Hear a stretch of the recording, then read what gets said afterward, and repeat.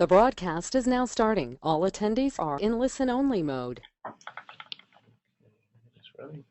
Okay, so welcome to today's webinar. Today we're going to be talking about how to automate your business and increase productivity by 40%. And I'm talking with Bert Myburgh, who works with a company called eBMS. Bert's been in the process improvement game for over 10 years now.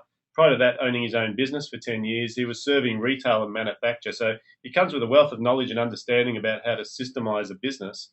And he started utilizing all of his knowledge to build computerized business systems. And what we're going to be talking about today is, the transition to getting onto a systemized business, how to increase productivity through automation, both through manual systems and then eventually through computer systems. So I'd like to welcome Bert to the call. Welcome, Bert. Thank you, David. It's nice to be here, and I'm looking forward to discussing our topic today. Yeah, great. So I suppose we're going to start at the start now. Just from a housekeeping point of view, if anyone has any questions along the way, you'll notice that in your webinar control panel, there's a little questions box on the right-hand side. If you can type in your questions, we'll try and answer those if we've got time during the call. Other than that, we'll just try and get through as much content as we can today to make sure people are getting value out of the call. So let's maybe start at the start, Bert, and we just start by talking about, well, why systems?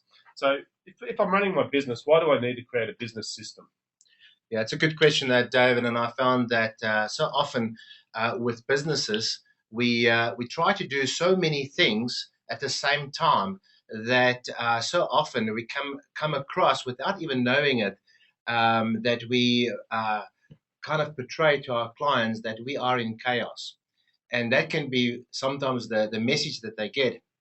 That's the wrong message. We actually want to share with them our brand promise and make sure that we deliver that in a consistent way. Yeah. Also, client experience. Client experience, if you take a McDonald's, every time you go and buy a milkshake, yeah, they've got great systems in place. So yeah, you get exactly the same cheeseburger all the time. So before you go to McDonald's, you know what you're going to get.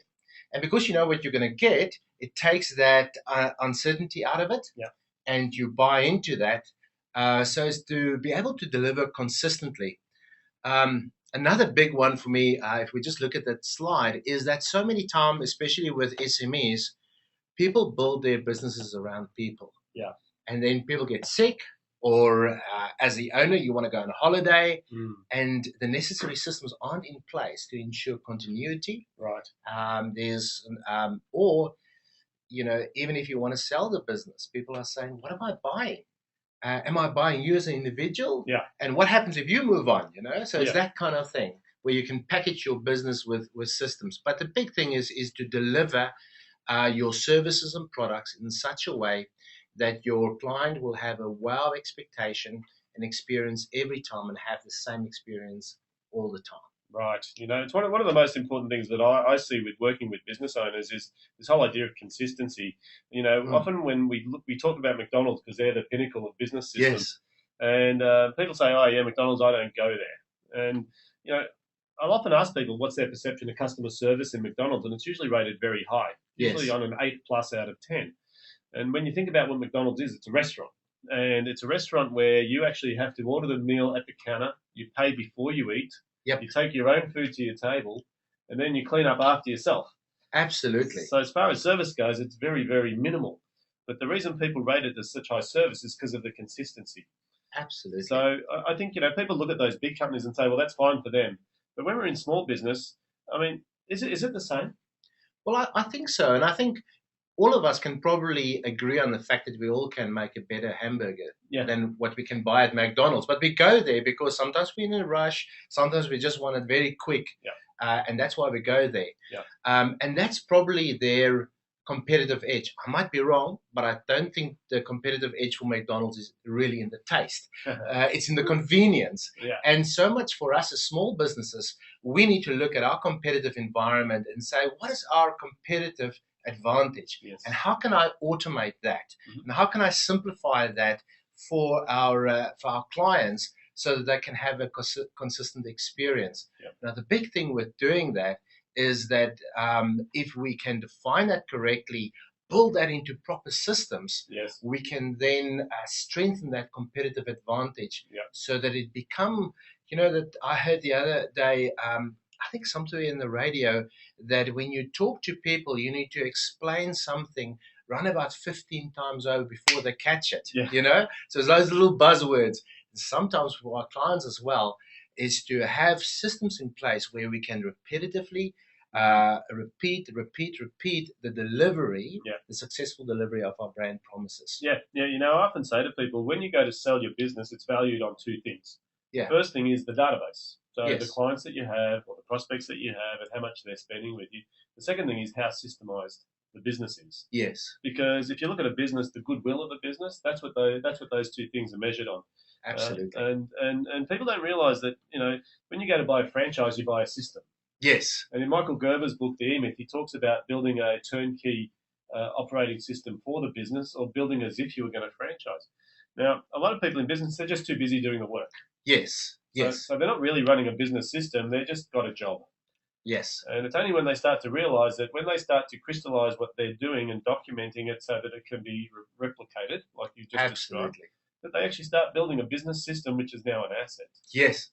And David, I want to just come in there to say that when we build these systems, often we look at it from almost from an advantage point of view. Yes, we want to serve better, we want to do better offerings, but actually, it is also to take the pressure off the management of the business. Because if you can systemize your business correctly, it means that you can train your people better.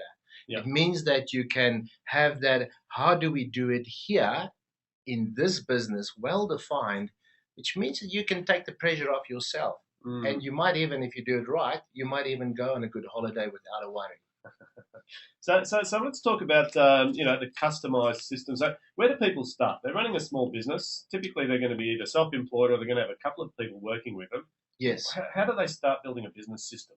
Yeah, no, good question, David. There's so many options out there currently, and you can have, as we put out there, that you can have basically two options. You can either go and have off-the-shelf systems, or you can look at customized company-specific systems. Now, I just want to say that, first of all, before we even dive into it, it's probably best to sit back and have a good time of reflection on your business, and then start taking pen and paper, very simple exercise, and draw a step-by-step, we call it a flowchart diagram, but it's just those action steps of working from the customer backwards, and to understand what is all the steps, all the process steps needed in order to put a smile and a wow factor for your client. So it's to try and document that, to get an understanding of what is unique. Once I've documented it, then have a look at what's unique within that process. The way we can document it is, even you can take pictures, you can take photographs, be nice and creative around that process. But once you've defined that process, it's then to say, where in that process is my competitive advantage? And then how can I build it around it? So, I know you mentioned here that the difference between an off-the-shelf and a customized system, and really what we've talked about is that first step of flowcharting. Yes. And I'm a big advocate of the same thing. But even with flowcharting, a lot of people, their eyes glaze over and they go, we're not business process engineers. Yes. It might be something that's natural for you, but for me, where do I even start? Yes. So one of the things I suggest to people is sometimes you take a pad of Post-it notes. Yep. And you actually follow either your product or your customer around the business, and you stick a Post-it note at every point of contact or interaction. Absolutely. It can be as simple as that, or like you say, taking photos, because it sometimes, for some people, they're just so stuck in the process of doing things, they're what's called an unconscious competent. Yes. They're doing it without thinking. Yes. So to unravel and to disassemble that into a process is extremely difficult. Absolutely. Have you got any sort of suggestions that might make that easier? Look, we don't have enough time to go and train people in the skill of flowcharting, but there is so many of these resources available. And I'm happy to even make a resource available that people can tap in later on in terms of just explaining the basics of flowcharting. Okay. But flowcharting is, in the end of the day, it's big words. But tell you what, it is as simple as walking through every process step. And start not with the process. start with saying, what is my objective? And understand that the main objective with processes is you want to have absolute clarity what is needed at every process step to make that process step a success in every way. Yep. So have a look at when it needs to happen, what type of documents is involved in that process, who's going to do it. So it's a typical, those five W's and an H. Yeah. When it happens, who needs to be involved, where does it occur, how does it occur, those why does it occur? Why is it occurring, and also one that some people forget is what happens after that. Right. Is to then ask the question, okay, we've defined all the W's and the H's in this process, but what happens after this? What happens next? And then take that next process step, work that through, and get clarity. So it's really about connecting the dots, because when we talk about whether people go off the shelf or specific systems, it's going to come down to, well, what are you trying to do? Absolutely. So what you're suggesting is people really need to almost go pen to paper and just work out what they're trying to do first. Once they've established that, then they can map that across to whether it's an off-the-shelf or a company-specific system. Absolutely. I just want to say on this off-the-shelf or company-specific solution, off-the-shelf, as we put it there in the slide, is typically your accounting systems.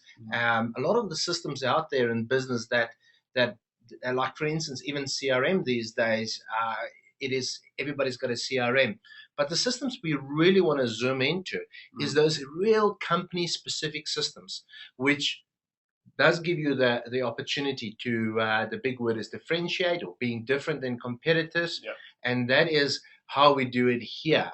That's much more customized. And often it's not the kind of software that you're going to buy on the shelf at Officeworks. Right. Okay. So now what we're talking about is, you're suggesting there's mainstream systems, accounting systems, CRM systems, even spreadsheets. Yep. All these things are available, and anyone can customize those to a degree, but it's not going to give you the edge or the specific requirements that every business has. Absolutely. So it could actually potentially be more expensive. Yes. I sometimes listen to people's requirements, and again, we need to have a look at what do you want to achieve, because so often people say, okay, right, I need something a little bit more clever, and then they go off and get a certain software package, and then it becomes a big distraction, because they don't have the internal IT skills. Or just, some people, you get computer people and you don't get computer people. Yes. It's like you get horse people and people that don't care about horses, But when you start focusing on, we'll be able to do it ourselves, there is that kind of balance that you need to be able to have with software. Yes, you want to do that first level customization and changes yourself. But there's also an element that you want to stay focused on what's important for your business, and you don't want to lose and be distracted. It really comes down to keeping your eye on delivery. Yep. And so what's the key? How do people make sure that this trap doesn't happen? Because I've seen it happen. It's happened to me. We start building a system, and all of a sudden we're spending all our days building a system, not doing the work we're supposed to be doing. How do we make sure? Yeah, I think we've recently gone through it internally for us as well, because we had a new system implemented to understand how our software building, that's the project management around that, and what really helped us is to have a champion that knows how to do that. So you don't have to spend all your time trying to learn it, but there's already some sort of a subject matter expert or a champion. So that is, for us, we have something like that internally. But that's where it comes to customization, where you need to say, if I look at a vendor, what kind of support can I get? Okay. Because if I select a vendor which I can buy the software online, and then with all these promises that I can customize it, but then I fall into all these traps, and there's not enough support or people that can do it for you quickly, that's when you run into those difficulties where you find you lose focus. So really what we're looking at is, when we make a decision on a particular type of software, then we need to make sure that the vendor is going to give us the support, absolutely, guidance, and even help us project manage. Yep. Yep. Right. So maybe we need to talk about, what type of systems we're talking about here. Yeah. Now, as we said, we're really looking at we're not really looking at your accounting and financial statements and cash management kind of systems. Right. It's really those value adding systems, and it comes down to not what we do, but how we do it. Try and package it. So just a few examples. Things like client service processes. Yep. I think of a client of ours.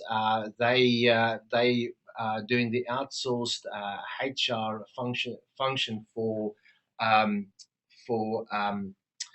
one of these big companies that work with spectacles and glasses. Okay. And basically what they do is they packaged their HR in such a way that they offer that whole service as an outsourced HR department for Specsavers, are the company's name. And it's totally customized around Specsavers specific requirements. So that's an example there. Okay. Value adding routines, the way you deal with to resolve customer complaints or automated reminders. So often you have customers complaining about a product, and there is actually a great opportunity on how you quickly follow them up, what kind of information you need to capture, and to make that after service a very unique type of experience. Now, that kind of software or that kind of systemization, you're not going to buy from Officeworks, something you have to customize. So what we're talking about here is really making sure that the customer experience is consistent, but also manageable. So what it means is we can measure how people are delivering at certain points of the way.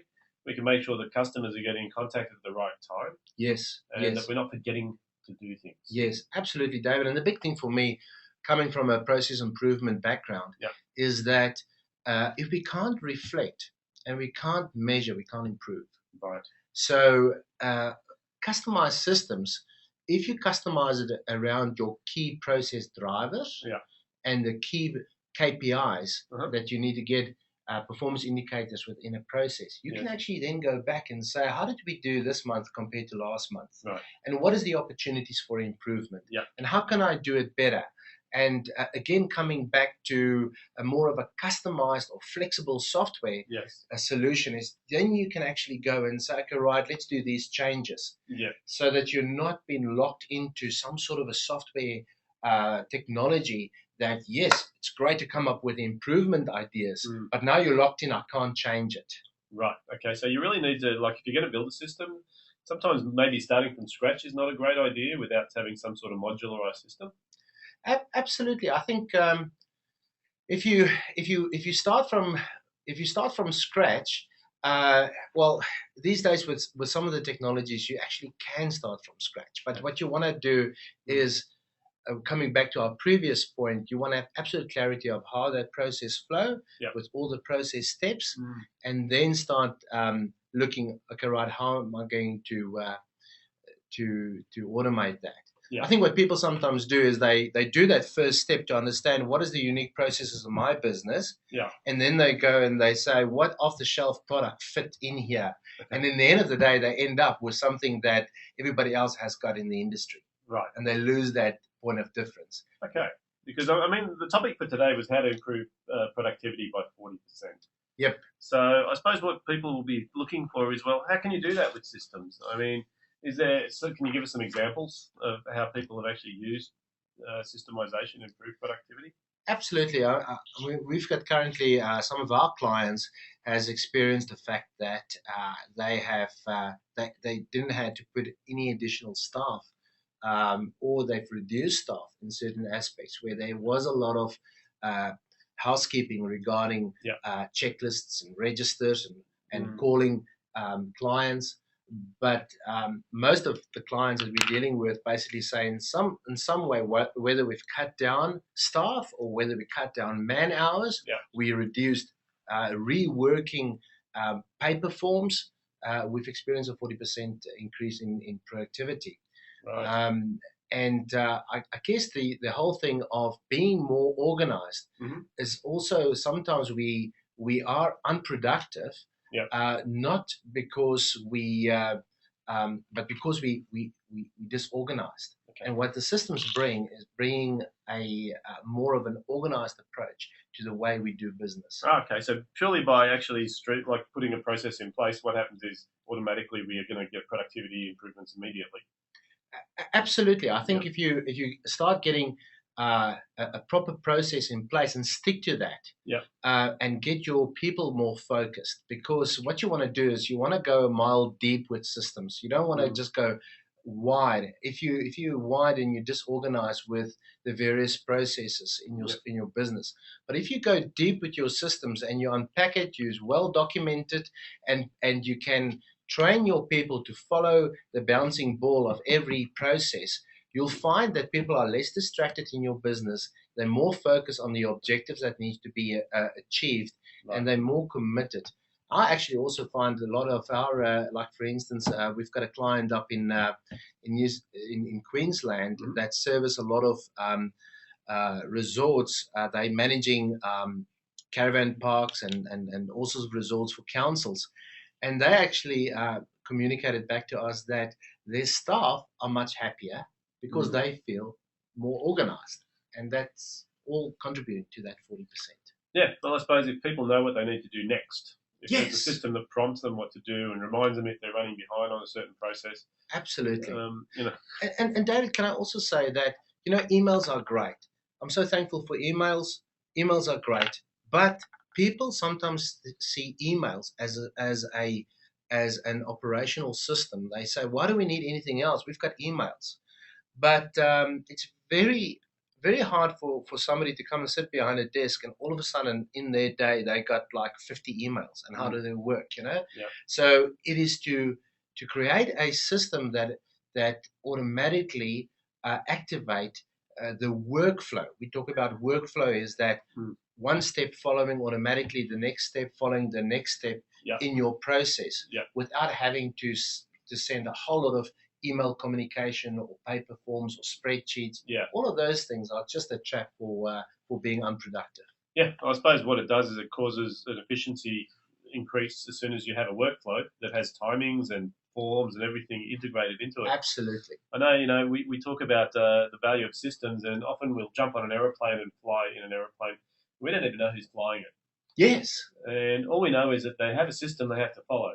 Yes. They have a checklist they have to tick off before they take off. Now, if we didn't know they did that, absolutely, how nervous would you be? Absolutely, So, absolutely. I suppose we need to look at the systems the same way within the business. Now, you wanted to talk about some of the examples of some of the clients you've worked with. Yeah, I've just put there broad. IHR is the company that's working for Specsavers. Yeah. So they've put a unique process together on how to capture service queries to come through. Yeah. Then how to escalate it automatically and come back to that workflow.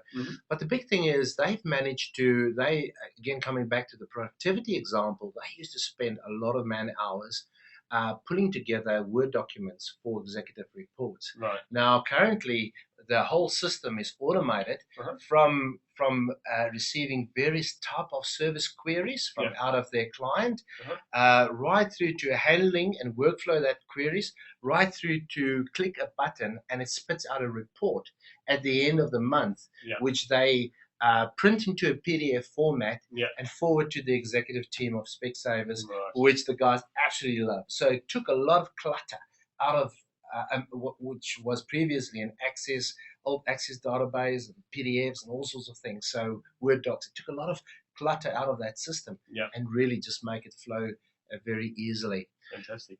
Another example, is ATPM. This is the client up in Queensland.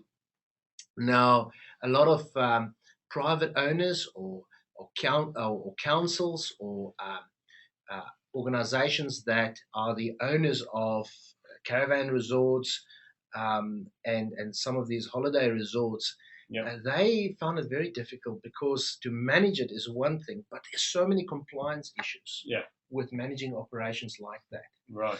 So nowhere in Officeworks will you go to the shelf and buy the compliance system for caravan parks, you know. But we've managed to again automate all of that. So Right. what it does is their staff used to go out. If I take one example, there's a whole operational system around that, but their staff used to go out, fill in paper forms. Then there is an issue; it needs to be phoned through or emailed. Currently, they go out with their iPads. Okay. They do a review. Yep. They score a resort. They write up the various action plans right there on the spot, and it's discussed with the resort owner. So it's a much more effective, efficient way. Again, automatic reporting, automatic workflowing, automatic communication. So all of the clutter again is taken out. It's much more streamlined. So really, with the iPads or the tablet computers that everyone has access to now, it's even more important, or actually probably even simpler, to systemize a business through a computer software package, isn't it? Yes, absolutely. And I think gone is the days where you have, for instance, a management meeting with a client and or a client meeting and say once a month I'm going to send you a report, and then it's a 100-page document landing on the paper. These days is here's your login. Anytime, whether you're on holiday or anywhere, have a look. There's your dashboards of KPIs of whether it's a building facility that you manage, whether it is business issues that you manage on their behalf. Your client can be in the loop. Okay. Having that information on their laptops or tablets or iPhones. Right, so really they can do that, and also even the sales reps on the road or the service techs that are on the road? Absolutely, absolutely, and I think that's very important. David, if I quickly can, another good example is direct appliances. Very small business. I think they've got a small team of staff there. They actually they reflected on their processes and say, look, we are in the rental business. And they looked at off-the-shelf type of systems for rental companies. But all of the off-the-shelf systems was, I have an asset, and in that asset, I rent out to a number of clients. So it was very asset orientated. Where they wanted to say, no, our competitive advantage is different.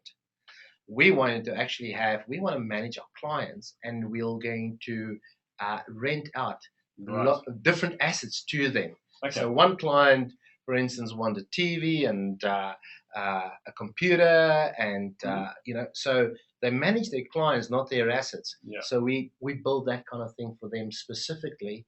And on this stage, I think they actually taking now that next step of looking at real franchising. Business. Okay, and I suppose this is the obvious progression is when you're building these business systems, a lot of it's going to do with future earnings or future capacity. Yes. Because as a small business, it's sort of like, well, why do I need a computer system? I do it all myself. Or there's 3 of us in the office, we just talk to each other. So I really think, it comes down to, what is the value and when do people make a decision to go computerized? I mean, how do you know when to do it? Absolutely. I would say if your business is more than 3 people, then you need to start systemizing. And start systemizing with the view of the medium to long term, to have something with a little bit more grunt in it, a little bit more robust, so that it will create a scope of opportunity that you can grow in for the future. Like, for instance, can I duplicate what I build now? Can I duplicate it very far somewhere else? Back to that franchise kind of idea. So whatever you build, and also your selection of technology, make sure that you're not selecting something. Yes, you can go with a 2-step approach, and I highly recommend that, even to go a little bit manual and then go semi-automated, and then when you're ready, because it so need to be in step with the life cycle of your business. But the big problem that people do have is sometimes they say, I'm going to make a selection based on price. And then only to find out a year later that it was the wrong selection, and that technology is not giving them enough capability to grow, to enter that next growth phase. So you need to select something that you can grow with. Okay. So that's important. The other thing that I think, just looking at our slide there, the whole value of equity is the whole thing of lowering risk. Our clients like to, or if you want to sell your business, it's the old thing of what is return on my investment. Yeah. So it's not only to say, okay, right, here's a business that I can buy that's well packaged in systems, but also what is the risk here? Yeah. You will get definitely a big tick from a potential investor if it's not owner dependent. Mm-hmm. But then also, what is the risk? How do they handle customers that's not happy? And Right. how do I ensure that throughout my value chain, my brand promises are delivered as per as per expectations to limit risk in the business? I suppose these are all the telltale signs to increasing the equity or the goodwill of a business, aren't they? Absolutely. Yeah. Absolutely. Yep.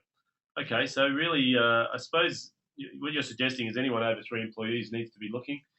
My suggestion is even below that. Yep. I think if you're in business and you're building a business, it's like building a house. Yes. Okay, you need to have a plan and you need to have a framework. Yes, absolutely. Now, unless it's systemized in some way, and I am a big advocate of manual systems first and then move to computers. Yes. But really, that's just about proving the system so that we're not reworking and reworking and reworking. Absolutely. It sounds like as a process improvement expert, what you're suggesting is exactly the same thing. Yep. Is that people need to map out their processes. They need to look at how they can automate part of that to start off with. Yes. But also that there's enough scale in what they're developing that they can not get locked into a particular platform or a particular product. Absolutely. I think with small business, it's so important to always have that exit strategy. Yep. And whether you exit from your business or you exit from a certain technology, Yep. you need to understand how is growth going to impact my business and what is my options. Never get your back into a corner with these kind of technologies. Yeah. Okay, fantastic. So maybe we need to talk about, if people are looking at this technology, how do they make the selection? What are the sort of key criteria for selecting? David, it's amazing how many people I always talk to, and the first thing that comes up is how safe is my data? Yes. Where's my data sitting? And the whole thing about cloud computing, it is that next step of innovation within the technology industry. Yep. And we are using it more and more.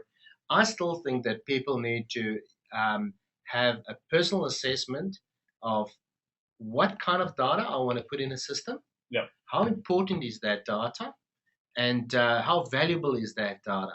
There is still on this stage to go and just go pure cloud. People sometimes do want to say, so where is that data actually sitting on? Where's that server? You know? Yeah. And that can be problematic for people. So understand your own importance around the issues about your data. I think that's very important. So can you give me an example? Well, I think we like to talk about hosted solutions. Yes. So these kind of browser-based technologies or web-based technologies, yeah. It doesn't have to be on a cloud server out there that you actually don't know where is it. Is it in America? Is it in South America? Is it sitting in? Is part of it in Europe? Yeah. Where does it sit? You know,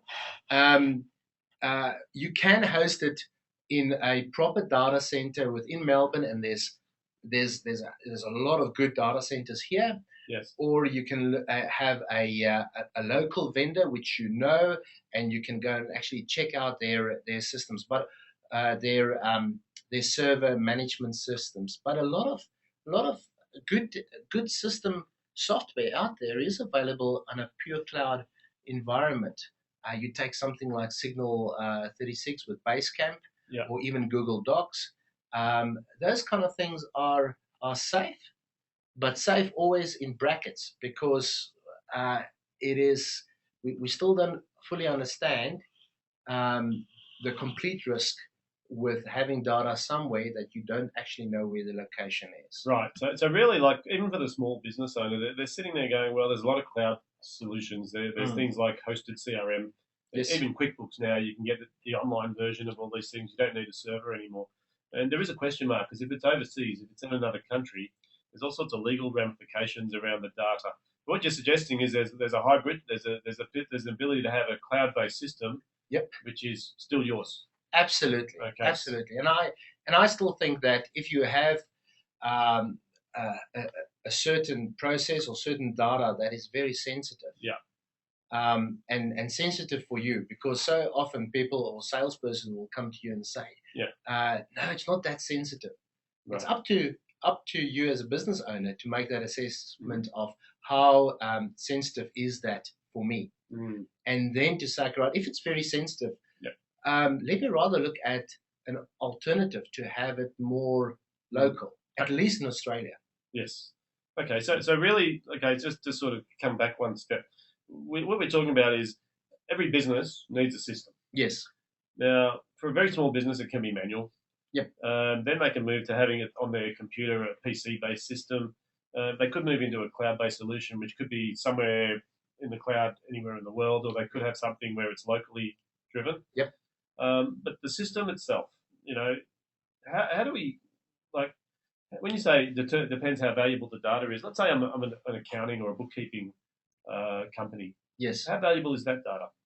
Well, that is up to the owner to understand how valuable that is. You know, I think I've dealt definitely with organizations out there that I would have a look at their data and say, this kind of data, this kind of process, this is not nuclear secrets. Right. This is, but for them, they see it as that. So it is a perceptional thing, and that's why I say it's very much for the owner to decide how valuable is the data. Right. The other thing I want to say, I don't want to get us too off the track with cloud, because one thing with all cloud kind of systems is every good cloud system has got the ability where you can download your data and make local backups and make sure. I'm more talking about a security breach kind of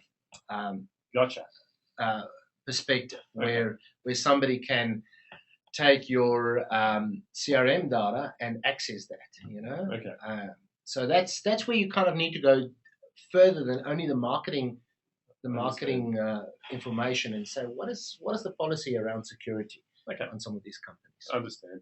So let's move on to the next point. You say, how well do I understand my current processes and system requirements? We've talked at length today about really, before we even go for a technology solution, we need a flow chart. Yes. So we need to just basically have an understanding of what is the process we take a client through. Yes. I mean, I look at any business and any process, and my first question is, can you flow chart? Can you show me step A, step B, step C, and step D? Yes. And even this morning, we were running a workshop on this, and it came up, flow charting. Yes. I think that unless people understand that there is a process that they follow, it's almost impossible to make a decision whether a software solution is the right solution. Absolutely, it's important to have that clarity. And may I just also say on flow charting, remember it's the activities which comes back to what do you want to automate and what do you want to bring into a technology environment. It's those activities that happens 80% of the time, or those activities that you want to happen 80% of the time. All right, and then keep it simple. That's the other advice I would say. Keep it very consistent. And make sure that what you actually put down in a system format can be understood by others. Right. Because so often as a business owner, you can say, well, we're going to have this fantastic system, but the first one is, will your client understand it, and will your employees understand it? And that's also in terms of the technology. When you start interacting with clients, think of that. Will they understand the technology? We sat down with a client of ours that we are designing and putting in a risk management system. And basically, we had to dumb it down to the simplest format, because the audience that's going to engage with that risk management system, they just can't do the complicated, big jargon, corporate type of approach to risk management. So that's an example of keeping it simple. Okay. Let's move on with the asking yourself. So, when do I want to access my system data? Yeah, it's important thing that because in the I don't know if you can remember about what 10, 15 years ago, if somebody phone you up and say, "Can you have a look at my record?" Then you say to them, "Look, I'll let you know tomorrow morning, first thing when I'm in the office." Mm. You know, but these days, you want to have it 24/7 available. Yeah. And it's important to understand what is it that you want to have available. Who do you want to access that Mm. data within your within your organization. Okay. So all of those aspects need to be thought through. Yeah. So, look, something you touched on before too is sometimes people think about systemizing their business from the point of view of staff. Mm. So you touched on this whole idea of your client having access to the system data as well. Yes. So I've never really thought about it from that point of view and saying, well, actually, it's true. A lot of clients of our clients Yes. would actually want instant access to data, and they're making phone calls to the office to say, can you tell me, or can you send me the last P&L, or can you send me the last report, where really you're saying that they should be able to have access to this information all Absolutely, and that's as you can see, one of the criteria there Yeah. is to understand if you make a selection on technology. Yeah. w- w- how is the features and the capability of that technology in order to give access to people? Because Yeah. one thing you don't want to do, David, is you don't want to open up real sensitive data to clients. the time. Yes. So you need to be able to lock certain aspects down, Right. which can only be accessed by the client. Right. And the typical thing, again, when we, and this is a little bit of, a little bit of management consulting here, but if we are in services, we always need to try and productize what we do. Yep. So if you are delivering a service, you want to actually, your output needs to be, for instance, a report to a client. Yes. And often these days with the technology, you can have really great um, uh, um, your business intelligent graphs and pie graphs and trend lines and all of those kind of things can be dashboard. Yep. So that your client can go in at any time, 8 o'clock tonight, press a link, and there is the whole story of what you are delivering for them. Right. So really, we can provide an incredible level of service Yep. by automating the delivery of these reports, so that people don't actually ring to ask; they can just log in and see the dashboard at any point in time. Absolutely, and I think the other thing is often we know what our clients want. If we don't, we need to Yep. go and investigate, and Yep. people can ask people like yourself on how do I actually do a little bit of market survey. But once we know what our clients want, Yep. it's also for us an opportunity to be proactive. Okay. Through systems. Yep. So and that comes back to that wow factor.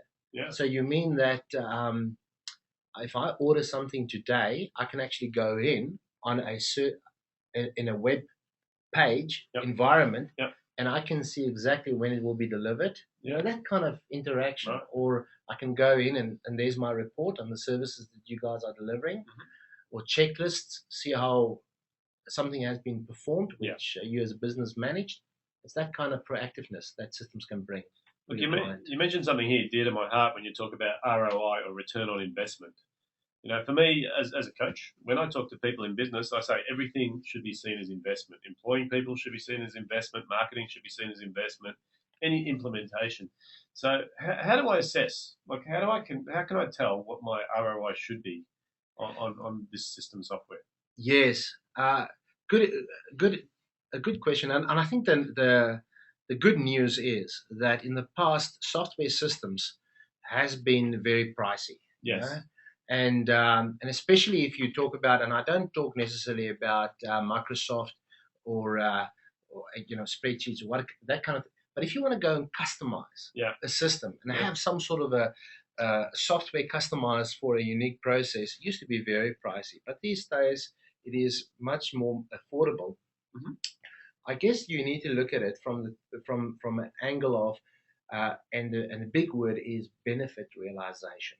Okay. So you need to be able to understand what kind of outputs a system is going to give you, right. What kind of benefits is going to give, and can you put a value on that? Like for instance, and it's probably running a little bit ahead on the next slide, but if you put down a typical assessment over 3 years of what a certain technology is going to cost you, the customization, the monthly user charges, and you can then say, okay, right, that means that I don't have to employ an additional staff member. Right. That is a real, that's just a very practical example. So you need to be able to have a look at not only the features, Yeah. but have a look at the cost and the value and the return side of any technology, and say, okay, if I implement it, what immediate impact is it going to have on my business? Yeah. And that kind of equation is always going to have the cost of the software, yeah. But you need to be able to say, what is the quick wins I'm going to have in my business that right. can add to the revenue stream. Okay, very good. Look, I know one of the things that we talked about is these days with the internet making software so accessible, there's so many free software. Like say we look at things like Google Docs. Yes. It's a fantastic product, really. It's like free word processing, free spreadsheets, free email, free everything. Yes. And I've watched people in business, and they actually run their whole business on Google Docs or some sort of free platform. What's the distinction? Like, what is a paid platform going to give me that a free platform won't?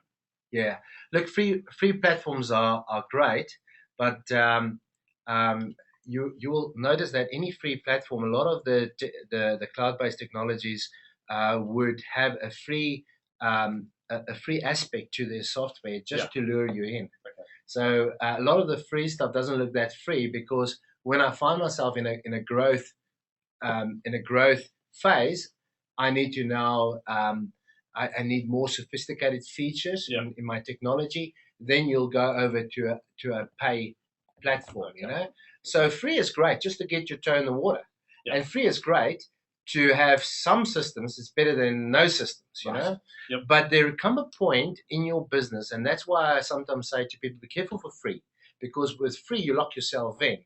And then when you're at that next phase, you're going to say, well, I wish we had something that is a little bit giving us more of a medium and longer term scope. Yeah. So no two ways about it. There's some great free stuff out there. Yeah. But when you have a process, and David, this is where it always falls short. When you have that next level of growth or next level of complexity that you're looking for, like for instance, business rule schedulers or automated communication, a little bit more complicated workflow, yes, more complicated reporting, very unique aspects. Like for instance, if I talk about automated communication, is the ability to send a automated PDF letter, for instance, automatically to a client without you having to do it. You know? Yep. So those kind of complexities. Yes. Then you look at maybe not a free, but something that's paid, and you also have the services and the backup to help you to customize that to what you need. Okay, so it really sounds like there's a lot of research and due diligence that needs to be done. Absolutely. I mean, it's tough because people sort of don't know how to ask the questions. They don't know how much it's going to cost. They don't really understand. They don't know what questions to ask. Yes. So imagine just a question, and I know someone popped this question up, is, if I'm solo, I'm a sole trader. Yes. And I've started my small business, I'm doing all the work myself. Yes. When do I start looking at systems? Like, what would be an example of someone who's in that situation? Can you think of anything? Well, that is a great example, and I think of Direct Appliances and Sale. It's one of our clients that started off that way, and she was she started off as a sole trader. Yeah. Good on her. She had the foresight to actually say, right, we have to systemize it. Yes. Because David's so funny. We actually bailed her out because we systemized everything because she felt pregnant, and then. With pregnancy and having baby, you now need to bring in your next employee to help you. Right. And then they had time to train and all of that kind of thing. The systems will be able to help. So, make a long story short, if you're a sole trader, don't look at your business as a sole trading business. Right. Look at your business through visionary eyes and saying, it's not me or alone. My business is bigger than only me. My business is actually, on this stage, maybe 10 or 15 people around me. Yeah. And I'm talking now, you have to put your dream eyes on and then systemize it so that you can easily bring in your next employee, train them up, and there's that terminology, speed to market. So if Yes. you bring a new person in, Mm.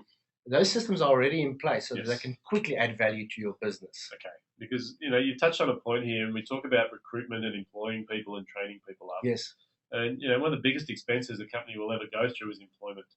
yes, We pick the wrong person. Statistically, employ the wrong person, and after 3 months, that will cost you 50 to 100,000. absolutely. If people don't understand, they go, that doesn't make any sense. Their wages aren't that much. Yes, It's not just their wage; it's the training time. absolutely, It's the loss of customers if they do a bad job. absolutely. Loss of face with those customers. So really, what you're talking about is, even as a solopreneur, having systems or a system orientation in place is critical. Yes, yes, Building those systems, even if you just use them yourself, means that you can actually outsource components of the work absolutely, in a structured way. absolutely.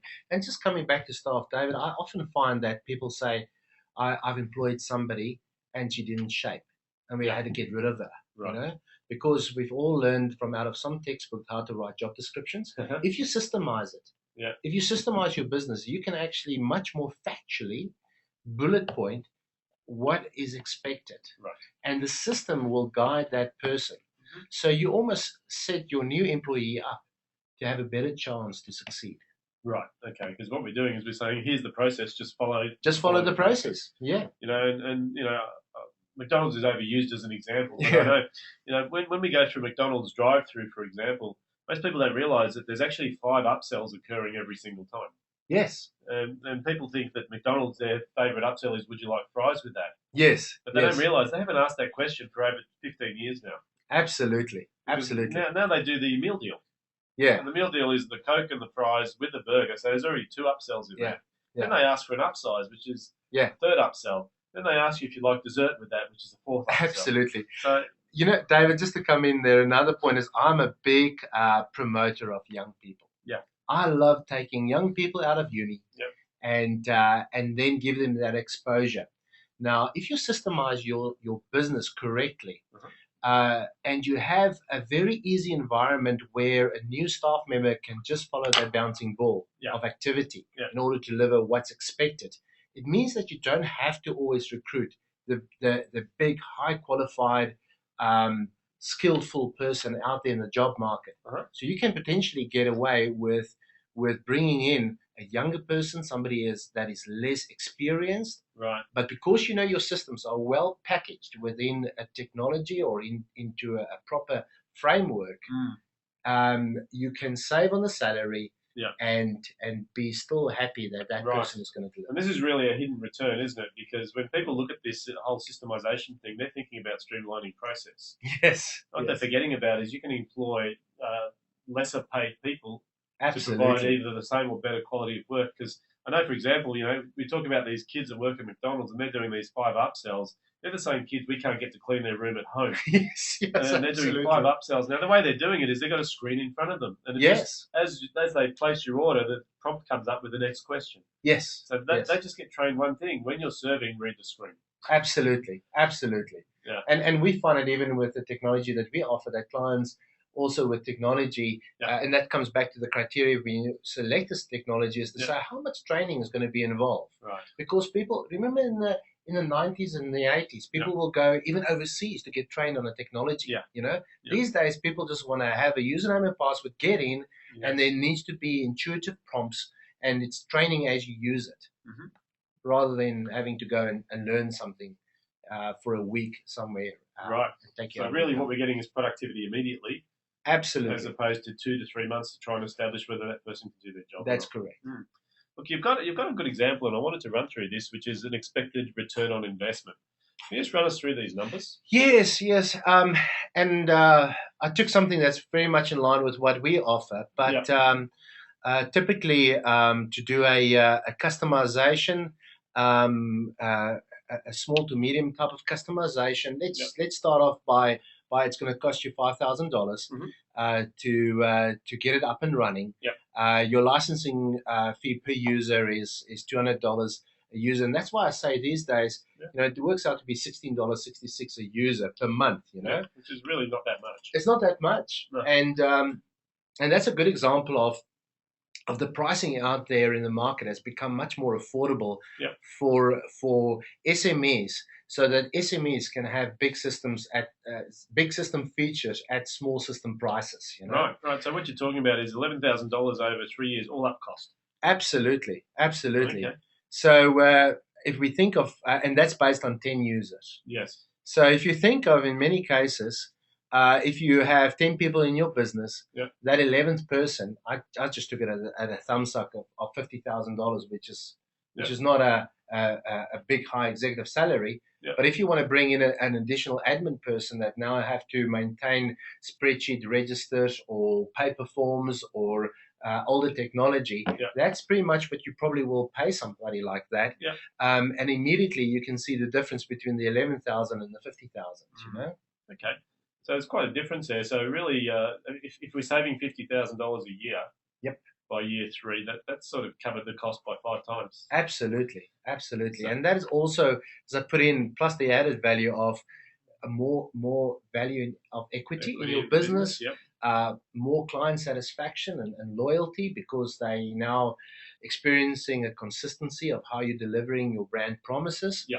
And also that element of staff satisfaction, because you know what, when I come to work, I know exactly what needs to be done because it's systemized. And if the manager goes on leave or the boss goes on leave, it's not that everything falls in a heap. Yeah. There's so much to think about there, really, isn't there? Yes. I mean, we've crammed that all into an hour, and really all you've done is just given me more questions. So what I'd like to, I suppose, ask you is, we're coming to the end of the hour, and there's some people on the call that might have some questions, and I know we're going to run out of time. So really, what is the next step? So someone who's been contemplating systems or actually doesn't even know, what do they need to do next? I think it's important to have a discussion with. It depends on if you're a sole trader. Obviously, you need to just reflect on your own to say, what is my business model, and what is the key processes in my business, and where's the opportunity for me to be different than the competitors, and have a look. Always come back to what we call the voice of the customer. Right. What does the customer expect? Yes. So how can I exceed expectation? Right. So and start at the answers to those questions and say, okay, right, how can I systemize it? If you have a if you're more than a sole trader and you've got 3, 4, 5, 10 employees, then have a look at the first thing I would say is to have the same exercise, but with your team, and just start brainstorming. Because, David, the one thing with systems, if you have staff, is that it's so important. And for the listeners here, I want to say again, it is so important that we talk about change management. Yeah. Whatever you do in terms of systems, and you have staff, take your staff with you, right? Because they need to buy into it. Okay. There's plenty of examples out there of businesses that it's implemented fancy systems, but the staff found it too hard, too difficult.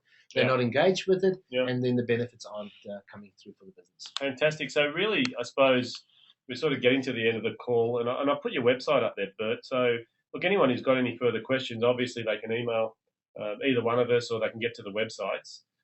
Is there any sort of thing you can put on the table to get these people started?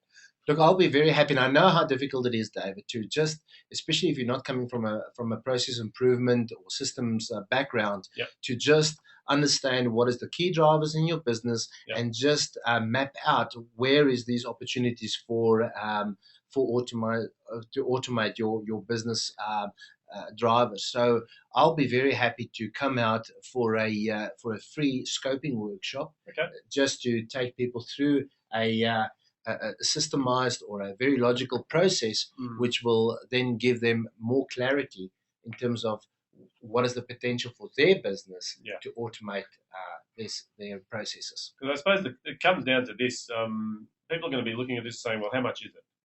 And really, it's a tough question to answer, because it's really a question of, well, what is your business model? What is your projections? Where do you want to go with the business? Absolutely. And none of that can be answered in a webinar. I think it needs to be a one-on-one discussion. Absolutely. It will be a one-on-one discussion, because that question will be, or the answer will be different for each person. Yeah. But once we've done that little bit of a scoping exercise, we'll be able to define what is the cost-benefit analysis for that, or return potential for that business, for that opportunity. Fantastic. Look, I want to thank you very much for your time today, Bert. Look, Absolute pleasure. massive amount of information in a short amount of time. Look, I'm hoping people got value out of the call. If they have any questions, obviously they can contact you directly or indirectly through me. Brilliant. And I'd love to see that we can get some more businesses systemized and that we can get some more value for the clients. So Fantastic. thanks again for your time today, Bert. Thank you. Much appreciated. Okay, we'll see you guys later.